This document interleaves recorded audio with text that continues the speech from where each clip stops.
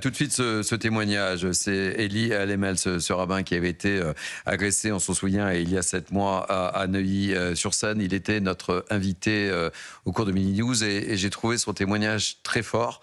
Son agresseur a écopé de 30 mois de prison, dont 18 fermes. Écoutez ce qu'il nous déclarait ce midi. Le vendredi d'avant, à Deauville, en effet, j'avance, 3 messieurs me barrent la route.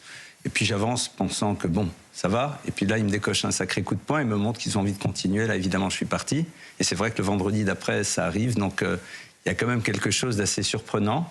Et ben voilà, c'est la réalité à laquelle on peut être confronté. Je ne sais pas ce que ça veut dire ici, pardonner ou ne pas pardonner, parce que je crois que cette personne-là, elle est dans son histoire. Évidemment, on ne va pas commencer à essayer de comprendre quelles sont les motivations profondes. Ce qui est important, c'est de se dire qu'est-ce qu'on fait des événements auxquels on a été confronté. Vous savez, je viens d'une famille juive ashkénaze qui a vécu les années sombres. Et ce que j'ai reçu comme message, c'est qu'une fois que la chose est passée, qu'est-ce qu'on en fait ? Et il faut donner du sens. Je pense que c'est une problématique globale. Ici, évidemment, sur cet antisémitisme qui pose un réel problème. Mais au-delà de ça, c'est tout l'enjeu de la violence auquel je réfléchis. Et il y a une vraie démarche. Alors, pour moi, ce qui s'est passé, eh bien, il faut en faire quelque chose. Il faut s'en servir comme support, à mon sens en tout cas, pour permettre de réfléchir et d'agir surtout. Il y a à la fois sur les problématiques des racines de l'antisémitisme, mais de manière plus vaste, repenser le rapport à la violence. Évidemment, c'est un chantier colossal. Et je pense que c'est pas parce qu'il est colossal qu'il ne faut pas commencer à s'y attaquer et essayer de s'investir par rapport à ça. Oui, Ben Kemou, je trouve que c'est un très beau témoignage que celui de Elie Lemel. Oui, puis il est touchant. Enfin, je veux dire, oui, il est touchant. Quand même.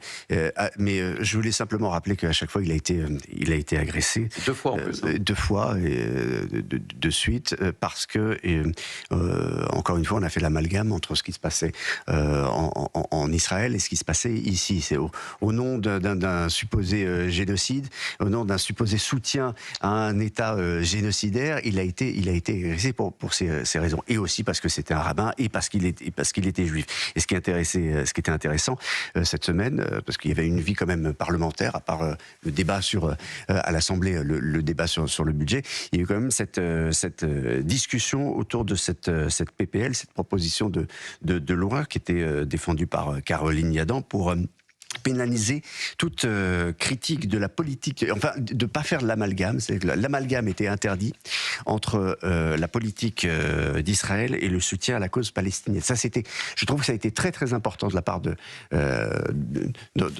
cette semaine à l'Assemblée. C'est-à-dire que vous avez une députée qui a dit ça suffit que à chaque fois qu'on parle de génocide en Israël, on n'est pas la possibilité de dire ce sont des propos antisémites. Cet amalgame, ça suffit.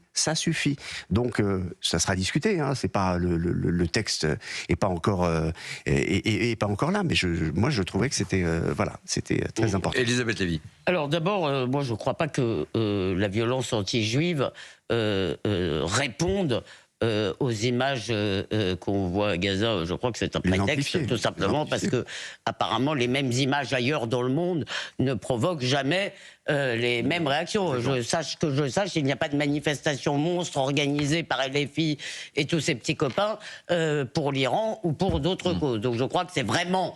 Au contraire, on mobilise un récit, d'ailleurs biaisé, de ce qui se passe au Proche-Orient pour s'en prendre aux Juifs. La deuxième chose, j'ai beaucoup d'estime pour Caroline Yadan, mais si la seule réponse qu'on a, c'est de censurer, c'est de proposer des lois de censure en interdisant aux gens de dire ceci ou cela, on est mal barré. Parce que là, on a quand même... en fait, je ne crois pas tellement qu'il faille une nouvelle loi. L'antisémitisme est déjà hors la loi. Et on a un problème beaucoup plus grave. On a un problème aujourd'hui, ce qui fait qu'il est tendance. Avant, moi, quand j'étais petite, il y avait peut-être des antisémites, mais ils se cachaient. On m'expliquait qu'il y avait à l'extrême droite d'affreux antisémites, dans tous les cas, ils ne le revendiquaient pas. Aujourd'hui, dans les cours d'école, dans les cours d'école, on le sait depuis aussi Les Territoires perdus, le livre paru en 2002, je crois, dans les cours d'école, dans certaines cours d'école, c'est tendance de dire sale juif, etc. Donc on est un peu au-delà d'une question de loi. les sanctions, très bien. Je crois qu'on entre quand même dans un âge qui est très difficile, pas que pour les Juifs, parce que l'antisémitisme, c'est quand même le problème de la France, et c'est quand même une atteinte terrible à la France, en tant que telle, à ce qu'elle est. Donc, j'ai pas de solution. Mais juste, au moins arrêtons de nous cacher derrière notre petit doigt. Et c'est pas ce qu'on fait ici. Hein. Mais si vous voulez, j'en ai assez de nous expliquer que le danger pour les Juifs ou pour la France, c'est l'extrême droite. Il y a peut-être des antisémites dans une peut-être extrême droite, mais en tous les cas, ils se taisent et ils se cachent. Il y a un véritable danger quand il y a un parti qui, disons, acclimate l'antisémitisme. Qui souffle sur les braises. Voilà. Et surtout, je veux dire, il y a une partie de la communauté, de la population musulmane était très traversée par les préjugés antisémites. Il faut quand même aussi avoir le courage de dire qu'on se bat aussi contre quelque chose qui est transmis dans un certain nombre de familles et de quartiers, etc. Donc à un moment, c'est ça. Donc ça a aussi lien, évidemment, avec notre politique migratoire. Et voilà, pardon. Louis de Ragnel. Je suis d'accord avec ce que dit Elisabeth. Je pense qu'on a pris aussi énormément de retard parce que pendant des années, on pensait qu'il y avait un responsable de tous les maux, c'était un peu l'Église catholique. Les problèmes de non-respect de la laïcité, on expliquait, je me souviens de l'Observatoire de la laïcité avec monsieur Jean-Louis Bianco, expliquait que le problème c'était l'Église catholique, que l'antisémitisme venait de l'Église catholique, et personne n'a voulu voir la réalité qui est que l'antisémitisme dangereux et l'antisémitisme réel tel qu'il existe aujourd'hui vient de l'extrême gauche. Moi, ce que je trouve inquiétant, c'est qu'aujourd'hui, les personnes qui ont commis cet acte contre ce rabbin, eh bien, ils sont inspirés par des idées qui sont relayées à l'Assemblée nationale. Donc, ensuite, on aura beau faire toutes les condamnations qu'on veut, tant que les propos ne sont pas judiciarisés, tant qu'il n'y a pas de condamnation pénale et qu'il fait bon d'être antisémite en France, écoutez... Et je rappelle, ces actes-là continueront. Et je rappelle concernant cet agresseur aussi, c'est que le tribunal a retenu une altération du discernement chez le prévenu qui présente des antécédents psychiatriques. Simplement, ce que dit le texte de Caroline Gadan, c'est le renforcement du délit d'apologie du terrorisme, création d'un nouveau délit d'appel à la destruction d'un État. On en a vu 1000 exemples, et ça a servi de terreau pour les antisémites, me semble-t-il, et la lutte contre la banalisation outrancière et la minoration la minoration de la Shoah. Ce qui a été dit, encore une fois, et on l'a vu encore il y a quelques jours, vous vous souvenez, c'était à la Grande Mosquée. Oui, bien sûr, à la Grande Mosquée. Mais vous trouvez que ça a marché, la loi Guesso ? Vous trouvez que la loi Guesso a fait reculer l'antisémitisme caché derrière le négationnisme ? Non. La censure, en fait, ne nous aide pas. Elle n'a pas fait reculer quoi que ce soit. C'est ça la vérité. Mais bon, je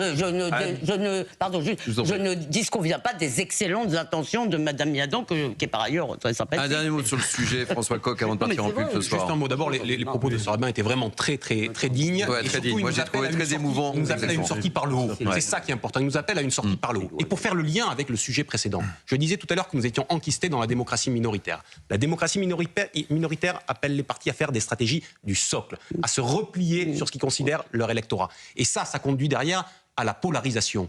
Si on écoute ce que dit le rabbin, il dit on a besoin d'avoir un discours qui emporte tout le monde, où on a l'impression quand même que nos principaux responsables, ils parlent d'une même voix sur ce sujet-là. Ce que donne à voir la scène politique, c'est qu'il y a une polarisation qui est construite sur ce sujet-là, et c'est cette polarisation du champ politique qui s'exporte aussi vers la société, et donc qui souffle sur les braises.